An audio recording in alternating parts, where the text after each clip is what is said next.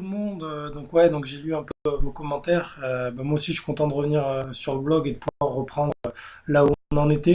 Donc je vous fais juste une petite vidéo pour revenir sur deux trois choses parce que notamment de Brévan, tu m'as demandé comment expliquer les difficultés de Rafa sur dur depuis quelques années, depuis 2013 en fait, parce qu'à part en 2013 où Rafa avait été très très bon sur la tournée US avec ce fameux triplé absolument merveilleux, Montréal-Cincinnati et évidemment US Open, avec cette finale dont on se rappelle tous, finale assez, pour moi l'une des plus belles finales de la carrière de Rafa, contre Djokovic.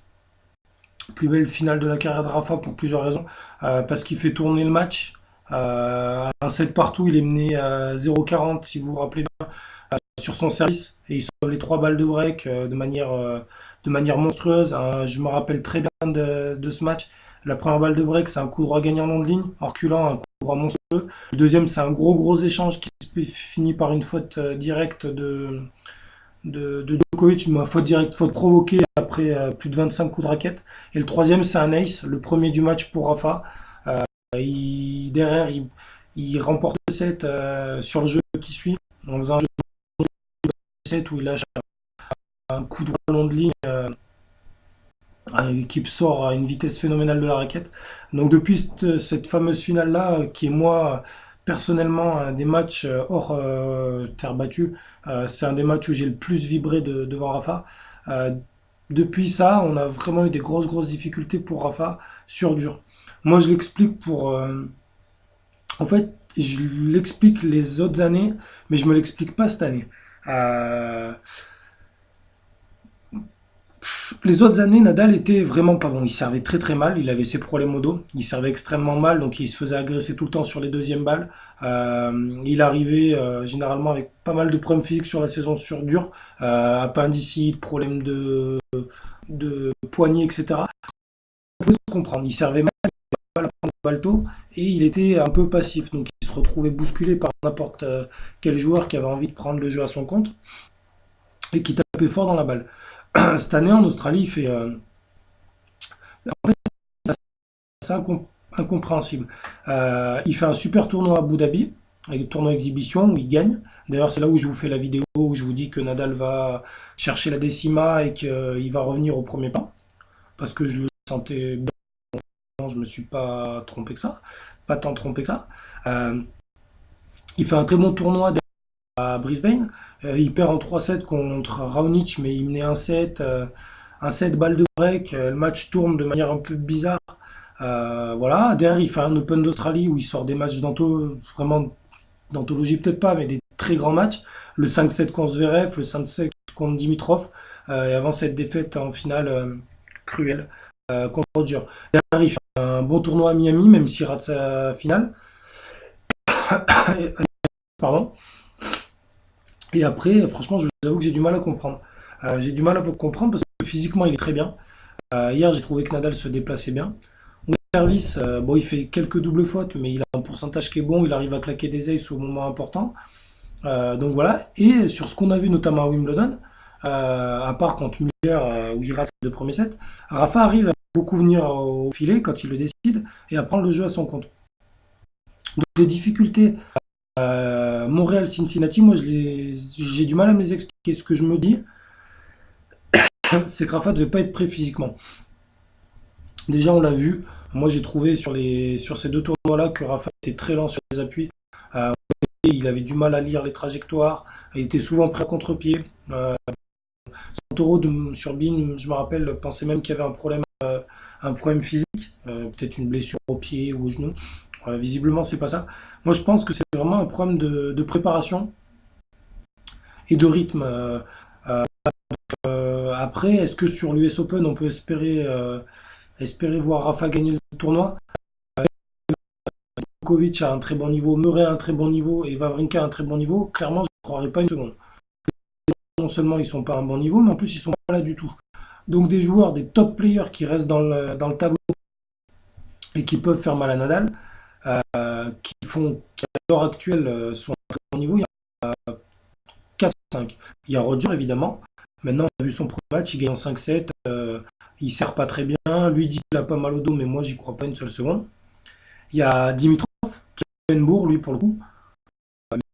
Généralement, parce qu'avec son revers à une main et l'ascendant est pour Rafa. Il y a Dominic Thiem, qui lui peut être très dangereux parce qu'il faut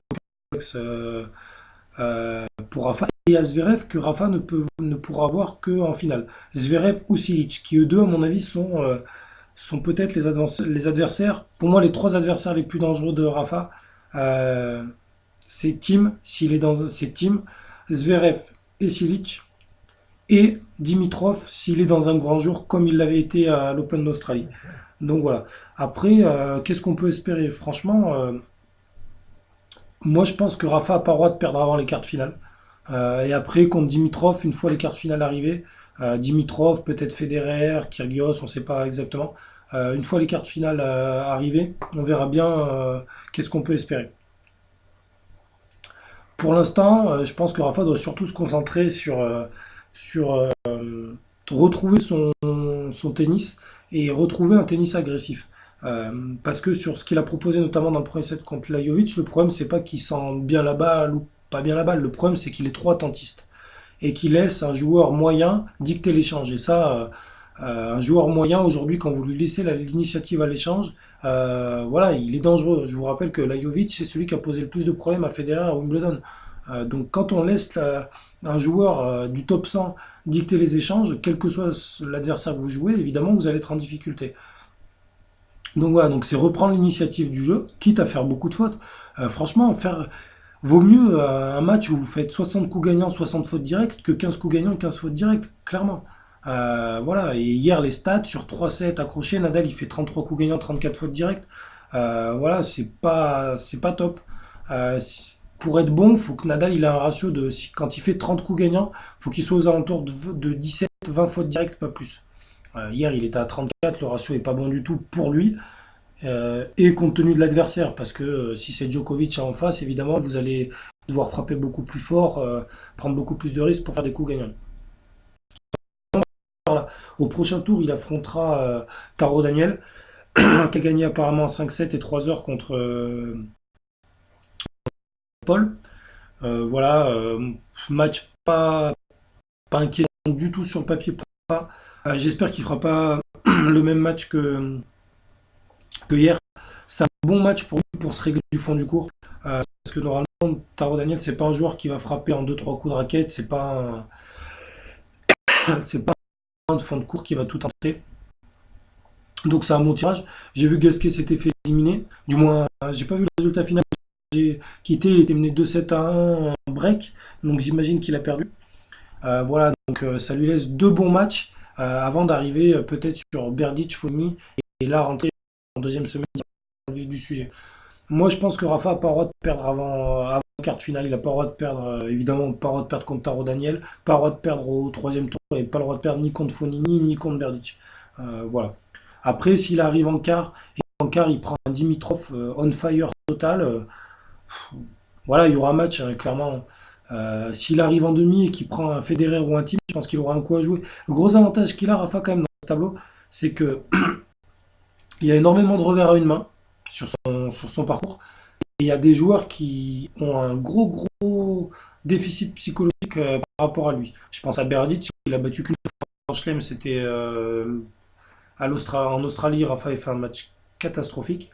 Dimitrov, il l'a jamais battu en Grand Chelem. Enfin, il me semble pas. Voilà. Le seul qui m'inquiète vraiment, moi, c'est Tim, ou peut-être à la limite un Fonini s'il a envie de jouer et qu'il est dans un grand jour. Mais voilà. Donc voilà, donc attendons de voir ce qui va se passer dans les deux prochains matchs. Et on sera fixé, à mon avis, dès les huitièmes de finale contre Fonini ou Berdych. Donc voilà. Donc, comme d'habitude, si vous avez des questions, des interrogations, vous n'hésitez pas. Si vous avez envie de me laisser des commentaires, ben, bien sûr, vous êtes les bienvenus. Je vous dis à très vite sur le blog. Je vous souhaite une bonne journée, une bonne soirée, en fonction du moment où vous voyez la vidéo. Et puis, à très vite.